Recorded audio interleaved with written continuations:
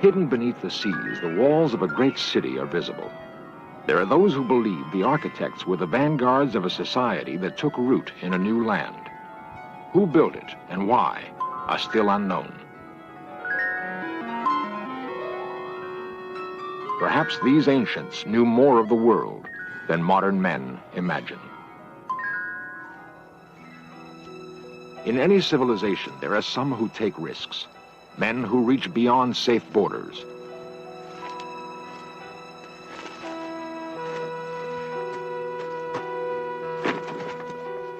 The passing of adventurers may be signaled by structures on the land, marks in the earth, ciphers in stone, like the curious ruin on a bleak New Hampshire hilltop. It is called Mystery Hill. Who built it and why?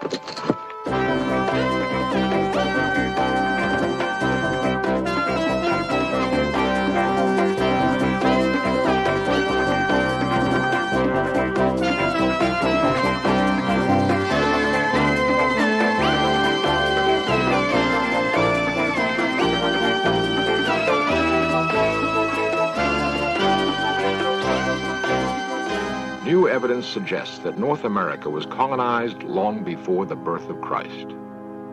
Who were the colonists? How did they come to this wilderness?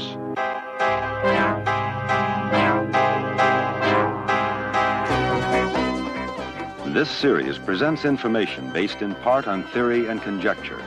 The producer's purpose is to suggest some possible explanation, but not necessarily the only ones, to the mysteries we will examine.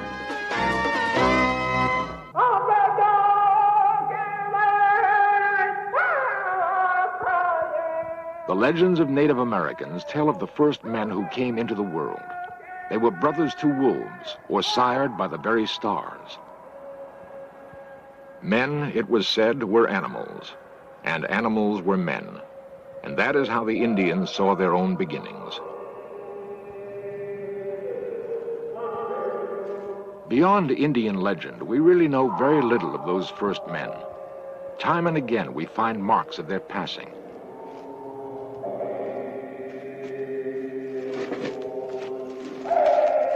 Who were they? Where did they come from? What drove them to probe the wilderness and build outposts?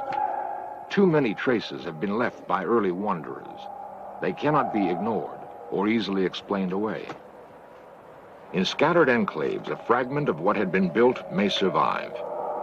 It will become a small piece of our past, an item of evidence that leads researchers to the discovery of what truly occurred.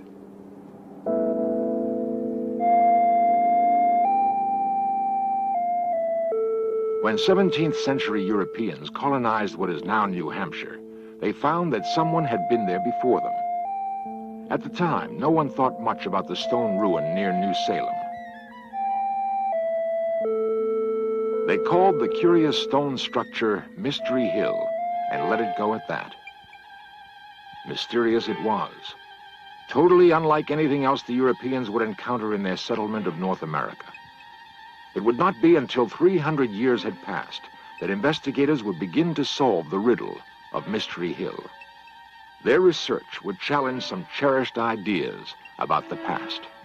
It's easier to cling to traditional beliefs than accept the possibility that we really know very little about our past.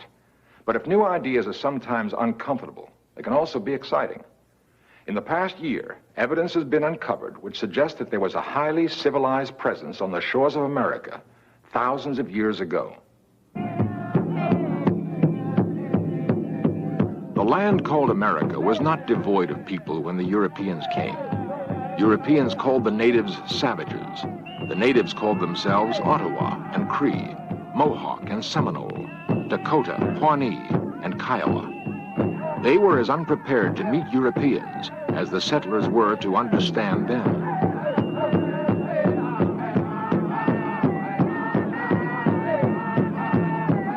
Whatever their common origin might have been, the Old and New World peoples had little in common.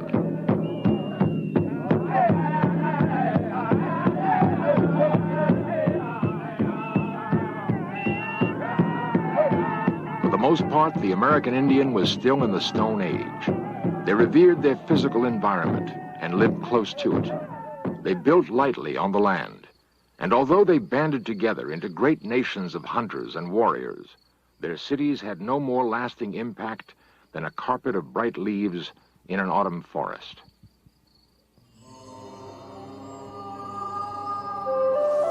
Mystery Hill is not in the manner of buffalo hide teepees. It was built to last. Indians of this region did not build in stone. They lacked even the tools to do so. Mystery Hill would have been destroyed years ago if it were not for the efforts of Bostonian Robert Stone. Stone bought up the ruin so that it could be preserved for scientific study and the enjoyment of tourists. Yeah, they would put the ashes in there, in other words. That's what we assume, yeah. Yeah. Was this standing when you came here? Yes. Professor Hans Holzer has come to learn what Stone knows of the site. A noted author and student of antiquity, Holzer will attempt to answer the questions: who passed this way, and why?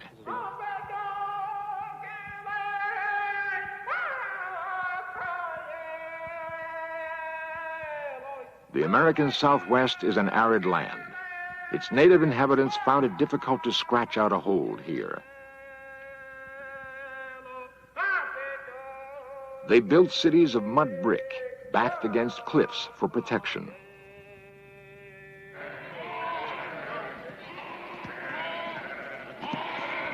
Life hasn't changed much for the inheritors of this land.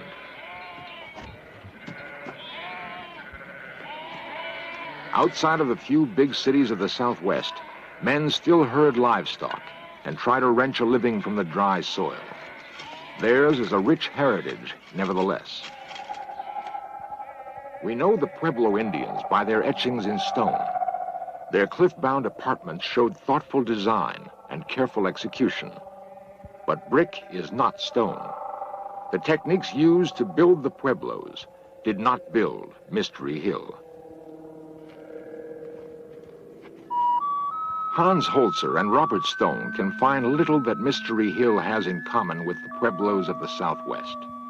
Its architects must have come from another place, another culture.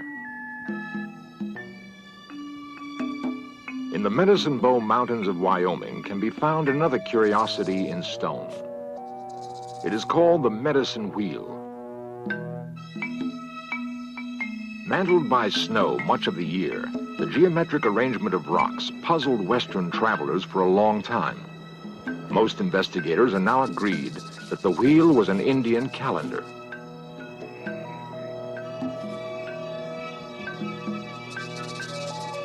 By the placement of stones, its makers could calculate the time remaining before the summer thaw.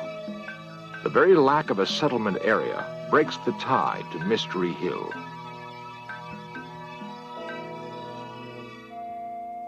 The long central lane at Mystery Hill is reminiscent of some walled-in streets of ancient Europe. And where does the lane end? At a large central structure, Professor Holzer has reason to believe was a temple.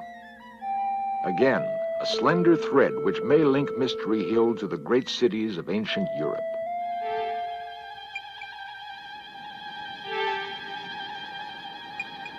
Might the strange visitors to Mystery Hill have crossed an ocean? We have evidence that Norsemen like Leif Erikson made epic voyages in the 10th century. Erikson was blown off course while making a passage to Greenland. The landfall he reported making is thought to have been Newfoundland.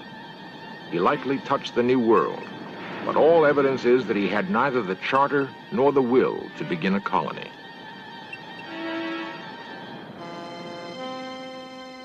"500 years later, the Spaniards and the Portuguese would supplant the Norsemen as explorers of the sea. A leading navigator of the day was Christopher Columbus, who convinced the Spanish throne he could sail west to India.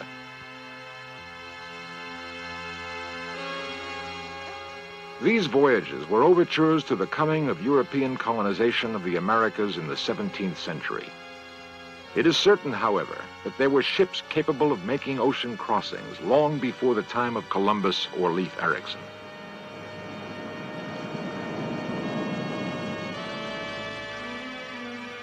Did the strange visitors who built Mystery Hill arrive by ship from the east? And is this curious design on stone the random sign of a newcomer? Or is it the hull of a forgotten ship that turned its bow into the unknown centuries ago?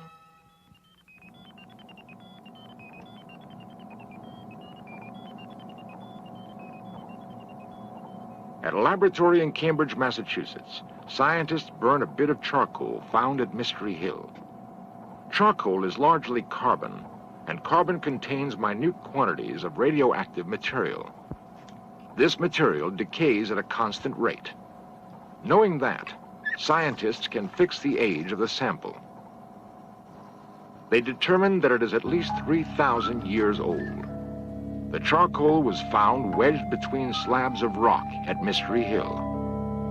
The fire that produced it was lighted 1,000 years before the birth of Christ. And the open question remains, but by whom?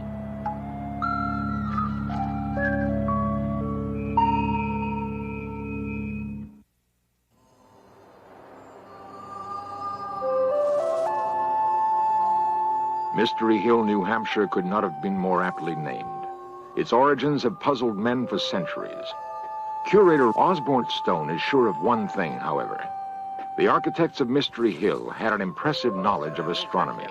We're standing in the astronomical center of the site, and if you want a view to the true north, you'll see a large standing monolith out here.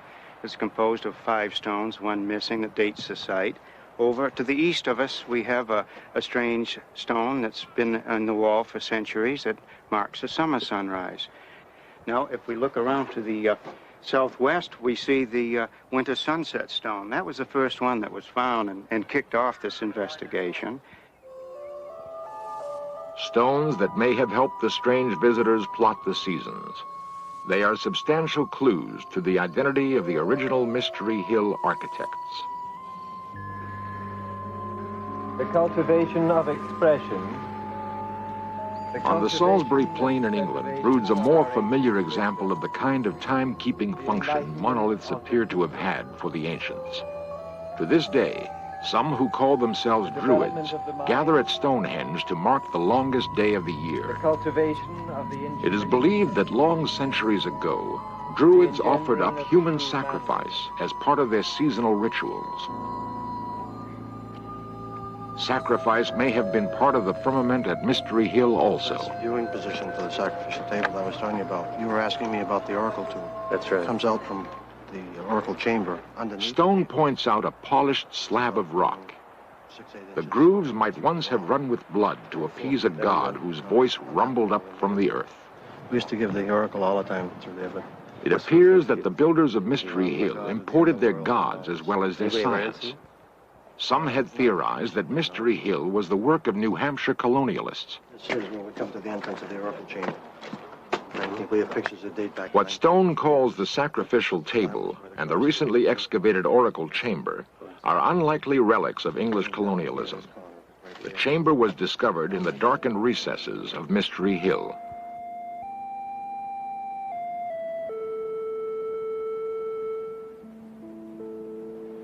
Professor Holzer has seen similar sacred grottos before, complete with speaking tubes to humble the faithful. The so-called oracle chamber had been the work of another society, a civilization where obedience to the Delphic voices was immediate and complete. The chamber was found not in America, but amid the ancient ruins of the Mediterranean. Holzer will need more than these similarities if he is to advance his theory about Mystery Hill's strange visitors.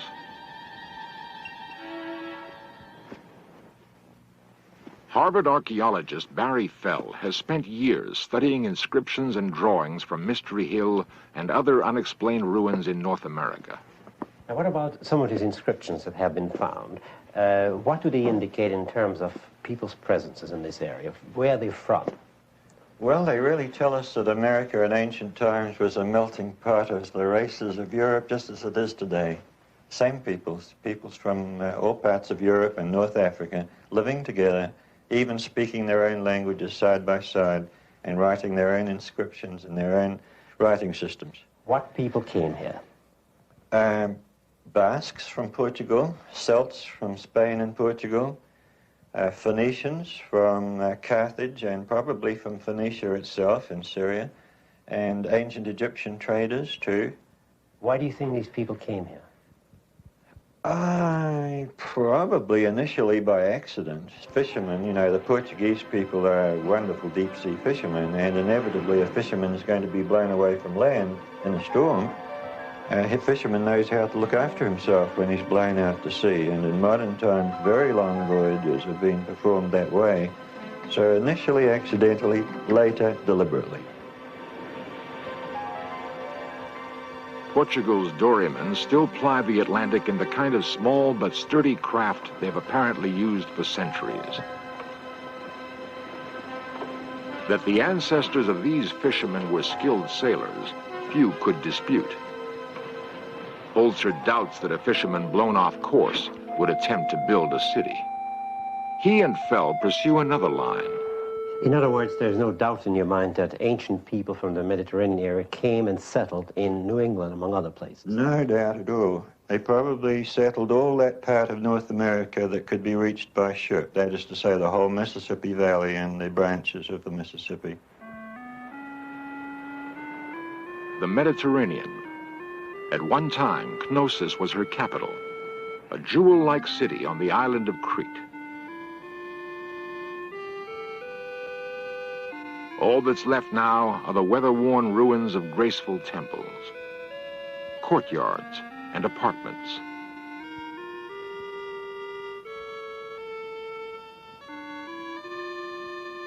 The people of this island were called Minoans. They were heirs to Phoenician sea kings who sailed here from what is now Lebanon. The Minoans loved music and art almost as much as they loved the sea. Even their architecture had a lyrical quality.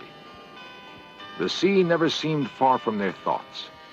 They must have gloried in all its aspects. The sea brought the Minoans power and wealth. Perhaps they had commerce with other advanced civilizations now lost to us.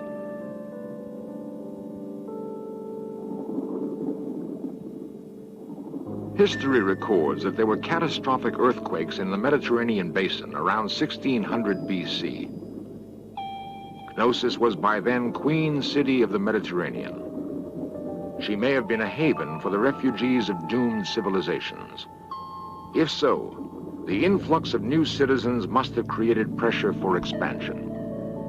The Minoans already had colonies on the north coast of Africa, and recent evidence discovered underwater in the Caribbean suggests that they had traveled to the Americas.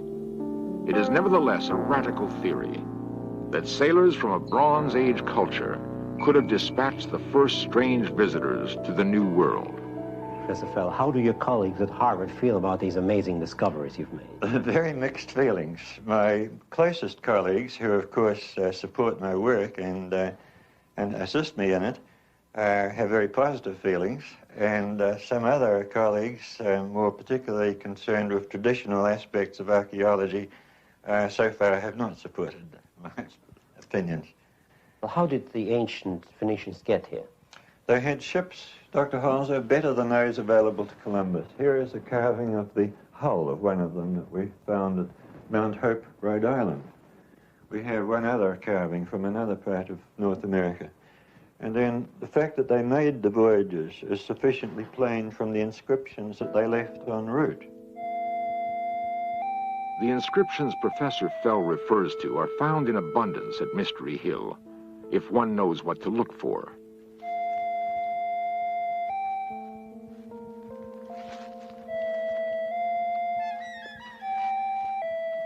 Osborne Stone, who assists his cousin Robert in preserving the site, points one out to Dr. Holzer. It has come to be called the G Stone. Holzer reads much more than a G on the weathered rock. To me, there's no question that this was written by people who spoke the ancient Phoenician language and used the Phoenician alphabet. The origin of this inscription is in the area of Phoenicia and the island of Crete, the Minoan culture, where Phoenician people settled and then became the Minoan people. Professor Holzer has found his answer to the puzzle of Mystery Hill. From a small island in the Mediterranean to a hilltop in New Hampshire. It must have been an incredible journey. Everything feels right and seems to fit. The style of masonry is the same. The walled lanes are common to Knossos. One could almost imagine being on Crete if it weren't for the Yankee accents and pine trees. Many will find it hard to believe the implications of Professor Fell's painstaking research or the results of the carbon dating. But the late summer of 1976 saw two distinguished researchers joining the ranks of those who support the Minoan theory. And there were indications of more hard evidence to come. Skeptics abound in every culture. The Minoans may have found it difficult to believe there was much of a future here in America. It must have seemed so primitive. Perhaps that's why they vanished. The same curiosity which may someday take us to the stars has apparently propelled mankind throughout its long centuries of wanderings on this planet. We have evidence now that America was known to great civilizations which had become dim memories long before the birth of Christ. Much of what those strange visitors knew may be lost to us forever. The coast of America we thought of as pristine until the 15th century may have in fact been a thriving outpost of ancient commerce and exploration. We can only guess. The record of Mystery Hill was ignored for hundreds of years. It tells us that the Phoenicians may not have been the first strange visitors to America, but that they were apparently the first to build a link between the old and new worlds. The link would be broken for reasons we cannot fathom yet. Centuries later, the old world would rediscover the new. This time, the link would hold.